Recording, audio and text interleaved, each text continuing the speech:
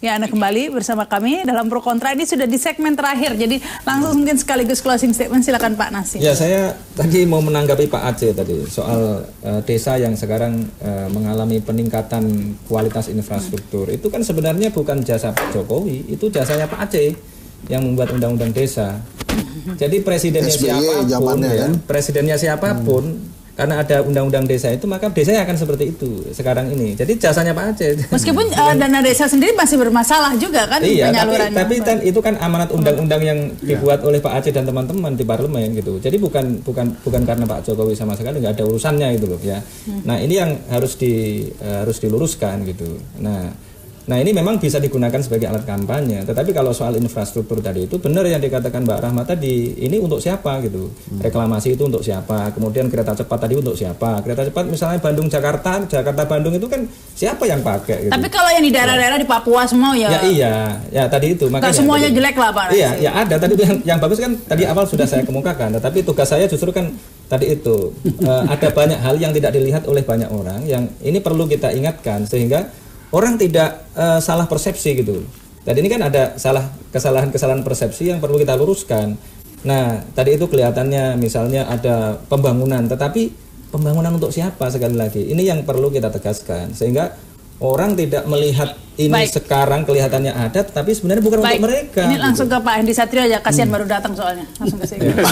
Baru datang udah closing statement. Nggak, tapi gini, kalau dari sisi politik kan, ada satu pertanyaan yang menarik sebetulnya. Kemarin itu kita tanya juga kalau pemilu presiden dilakukan hari ini gitu ya, tapi memang kami nggak membandingkan antara Pak Jokowi dengan yang lain gitu, karena saya yakin dibandingkan dengan siapapun ya pasti Jokowi menang gitu kan, karena nggak fair juga. Jadi waktu itu kita bilang kalau pemilu presiden dilakukan hari ini, pilih Pak Jokowi atau selain Jokowi gitu.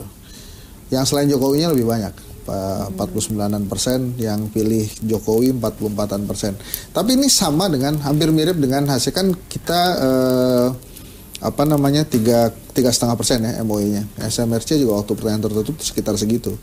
Nah tapi kemudian kita tanya lagi, apakah Anda akan memilih partai politik yang mengusung Pak Jokowi 2019? Itu 41% bilang enggak gitu. Jadi artinya, jadi artinya memang hati-hati juga itu kalau kita baca, kalau lawan kotak kosong jangan-jangan Pak Jokowinya kalah. Tapi kalau lawan Pak Prabowo pasti menang. Jadi saya menduganya begini, jadi kalau bisa dibikin jangan sampai lawan kotak kosong gitu kan. Kalau lawan kotak kosong, kalau dari hasil survei kami tadi tuh bisa kalah dia. Tapi kalau lawan Pak Prabowo saya rasa pasti menang. Gitu. Bahkan kalau Pak Prabowo maju, saya yakin itu sama aja mengizinkan Jokowi 2 periode lah. Tapi kalau lawan Gatot? Kalau lawan Gatot belum ada surveinya. Belum ada. Pak Gatot itu ujian sesungguhnya itu pada saat nanti tokat komandonya lepas selesai di Maret. Nah itu nanti kita akan lihat tuh bagaimana perjalanan politiknya. Baru bisa lihat aslinya, baru lihat itu seperti apa nanti. Kan udah nggak ada ininya. Kalau sekarang kan agak enak aja gitu kan. Nanti kita lihat aja kalau ada reshuffle, jangan-jangan ada jenderal baru masuk menggantikan jenderal yang lama. Silakan Pak Ifdal. Ya jadi sebagai closing dari saya ya, 2 tahun ke depan ini memang Presiden Jokowi berusaha untuk memperkuat apa yang menjadi kelemahan pada 3 tahun ini, terutama memperkuat sektor ekonomi itu. Nah, karena itu dia mencoba meningkatkan daya beli masyarakat di lapisan yang bawah ya. Nah karena itu ada pembagian tanah besar-besaran di wilayah-wilayah pedesaan. Karena itu tanah-tanah perhutani.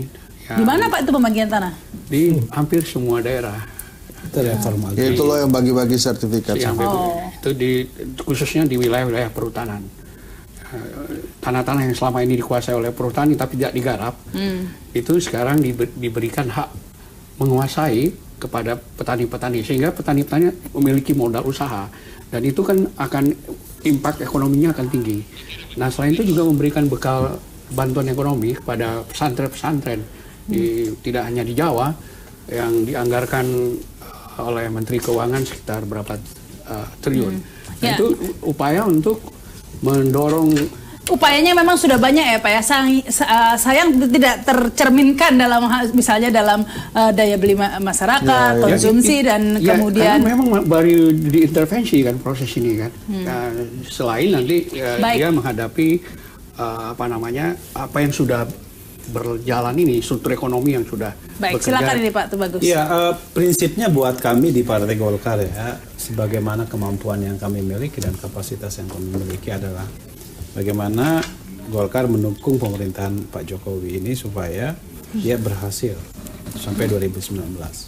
Kami punya keyakinan kalau Pak Jokowi bisa menghantarkan pemerintahan ini sampai 2019 dan di dalam proses itu mampu memuaskan kinerjanya secara baik, maka next time insya Allah dia bisa terpilih lagi. Nah, tadi yang disampaikan oleh Bang Nasi kemudian Pak Henry terkait dengan apa saja yang menjadi kelemahan, tentu itu harus menjadi catatan kritis bagi teman-teman yang ada di istana begitu. Jadi tidak bisa juga kita menutup telinga kita gitulah terhadap problem-problem yang dihadapi oleh Pak Jokowi. Nah, tapi poin yang patut kita apresiasi, sekalipun orang mau melihatnya sebagai pencitraan atau bukan, bahwa kenyataannya bahwa setiap saat kita bisa melihat Pak Jokowi tidak pernah diam di istana begitu. Itu menurut saya perlu diapresiasi. Itu ya persiapan 2019. Kan, good news atau bad news kita juga tidak tahu itu Pak. Tapi seorang presiden harus begitu. Baik, terima kasih Pak Tubagus, Pak Ifdal juga Pak Nasi dan terima kasih beliau. Lagi hangat ini pada diskusinya ya. Baru datang. Baik, terima kasih. Saya Rama Sarita. Selamat malam dan sampai jumpa.